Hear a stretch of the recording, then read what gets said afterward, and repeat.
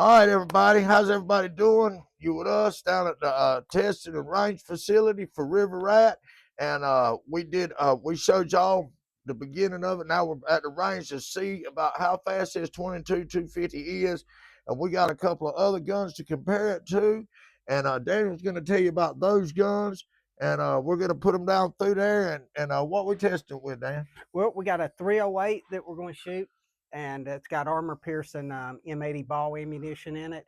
And then we have a 5.56 with 8.55 62 grain 223, or excuse me, 5.56 armor-piercing ammunition. So these are kind of the military standard for AP rounds in small arms, and we're going to see if they can do what that 22-250 can do.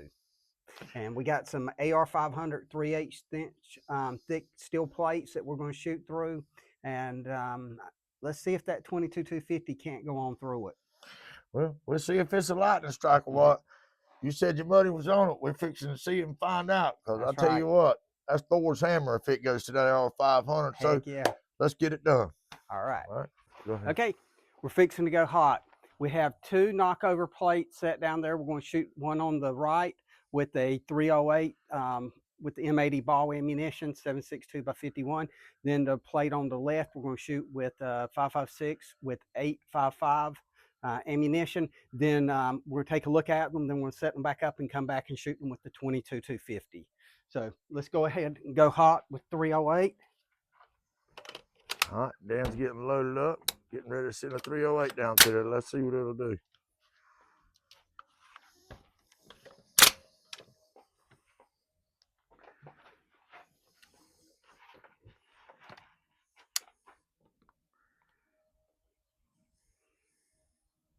Going hot.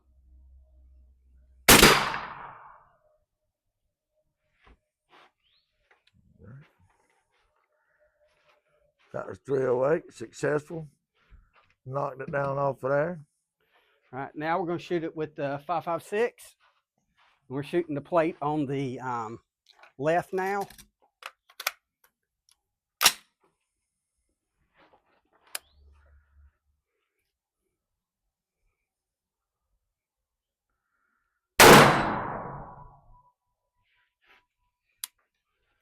We can sure tell when that daggone can's on there or not. That's why you always wear your hearing protection, folks.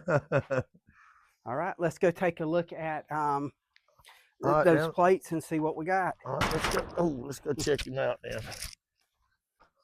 All right, Dan's fixing to put them up on the stand for y'all, and we can see what kind of damage we did.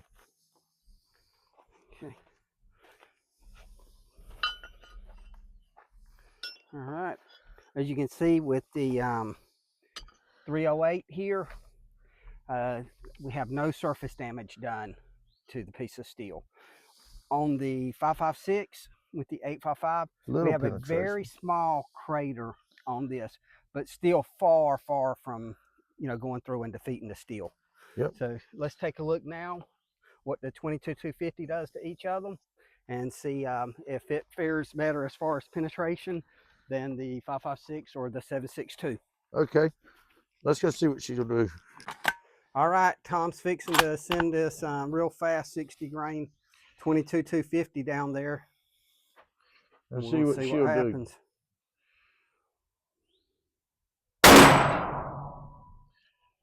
Well, that was definitely an impact.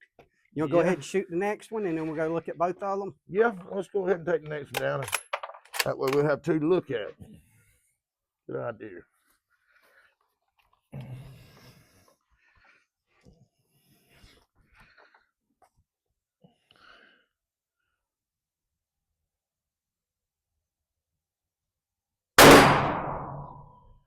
All right, that's number two. Let's go check them out. See what this little gun can do. She was sizzling down through there. Woo-wee! Dan, you were right, my brother. Look at that right there. Look at that right there. Slowed down. Went right on through it like a drill bit. You ain't kidding. But I don't know what went on here. The steel in it did not go through it. Wow. Had to be the round, I guess. You know what? You reckon we ought to shoot it again? Yeah, we can shoot it again. I'll You know, go ahead those and two shoot plates came out of different pieces of steel, but they were both AR 500. definitely AR 500. So yeah, so maybe sometimes it just don't go through, but we can see the 223 5.56 did not penetrate that, but the 22 250 did. So we're going to try again on this plate. That was a 7.62 impact on the left side. Right side was the 22 250. It cratered it, but really And the didn't. bullet's still in it, Dan. If you look right there real hard, still got the bullet in it. Oh, it sure is. So the bullet is in there, but it's not protruding through the back any. No, that's That I've never seen that me happen. neither. Me neither. Well, let's see what happens this time. All right, let's get it. Okay, folks, Dan and I figured out what happened. We've been shooting this one and everything, getting it ready for pretty much farming, hunting, and stuff like that. And I have right here is what the first round was, and it's a jacketed, it's a jacketed 22 250. And here's what the second round was. Now that's a ballistic tip, hollow point. And that right there is the culprit why it didn't slide on through there. So we took that out, and we're going to try this one and see if it'll go on through. Dan, anything on that? Yeah, no, just shoot it and let's see if that soft point jacketed soft point bullet will go ahead and bust through there. All right, we'll find out. Sure, we'll get ready to find out.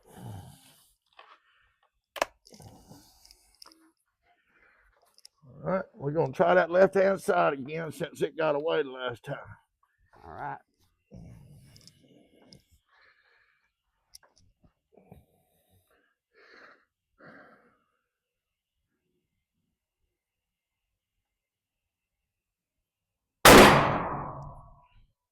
All right, let's see what she looks like. But then you can feel that with one shot, that barrel's already hot. Oh yeah, a lot of friction in that barrel. Yeah.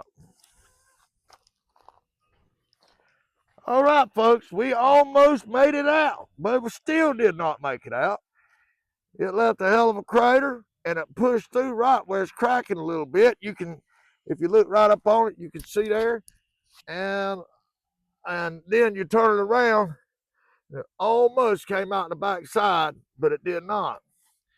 And I think the first one I shot was a full metal jacket, and it had no problem.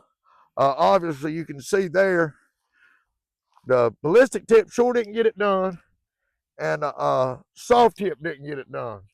Full metal jacket never blinked. So we proved the point.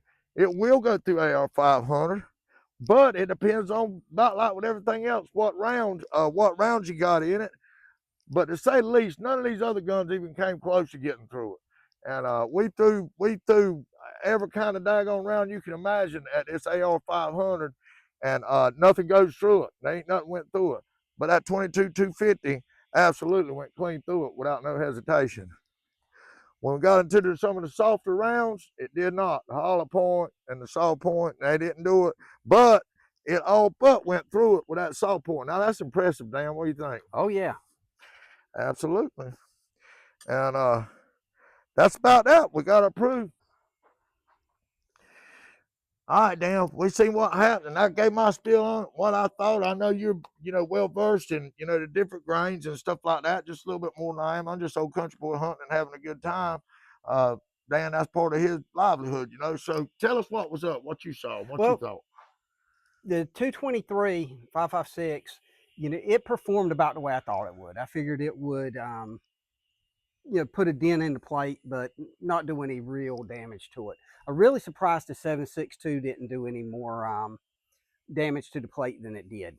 Now, the 22 250, obviously the full metal jacket, the first round that you shot, going through the plate, just as expected. The ballistic tip, people, that ballistic tip is really just a big hollow point bullet, because that polymer tip is burning out of it with all the heat that's generated while it's in the barrel. So when it comes out of the barrel, it's just a great hollow point. That ballistic tip just keeps it from deforming when it goes in the chamber. So when it hit that target down there, it just didn't have the penetration power on that steel. So it did about what I thought it would. But I was really surprised that the jacket of soft point didn't punch on through Right. the plate with the velocities that the 22-250 generates. But you know, good test. So kind of note to yourself, if you have a 22-250, shoot your steel at least 300-400 yards away with it so you don't damage it. And you know, damaged steel, when you do get those craters and pits in steel, you know, flip them plates around. Don't shoot at them because they do become ricochet hazards. Yeah, and like Dan was saying, the uh the the ballistic tip. I mean, when it went in there, you seen every bit of the bullet went in there, and you seen just a little bitty piece of it still in there after it was over with.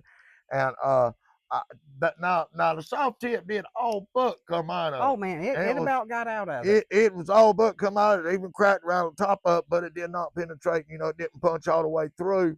As where the full metal jacket, it just didn't even slow down. It was like a freight train leaving a hobo. It was gone. But like Dan said, this was a great test, and I love that little rifle. And I'm gonna see if we can't get some hogs and coyotes and all kinds of other good stuff with it. And call us in. I mean, you know, give us a like and share. You know, to tell us what you want us to do, what guns you want us to test, or whatever. Because we got a pretty good bit we can test from, and I got a good pot to pull. But anyway, I'm Tom with River Rat Firearms. I'm out. I'm Daniel. Remember, keep your heads down and your powder dry. Yeah. Yeah.